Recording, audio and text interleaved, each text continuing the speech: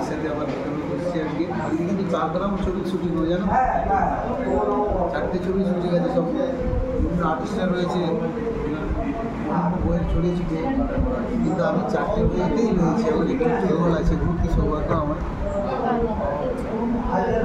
এবং মমতির হাতে এই যে মেকআপ করছি, জীবন ধন্য হয়ে যাচ্ছে আমার। ইন্টারন্যাশনাল আর্টিস্ট হয়ে গেছে এখন মেকআপ। আমার নায়িকা জানো তো, মেকআপ করছে কি ভালো নাচে। রিসেন্ট আমার একটা শর্ট ফিল্ম বেরোচ্ছে, ওইটা দুর্গাপুর ফিল্ম ফেস্টিভ্যালে যাবে।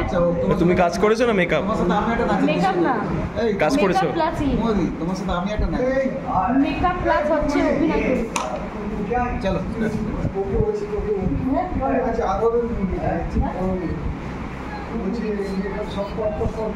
ওই তো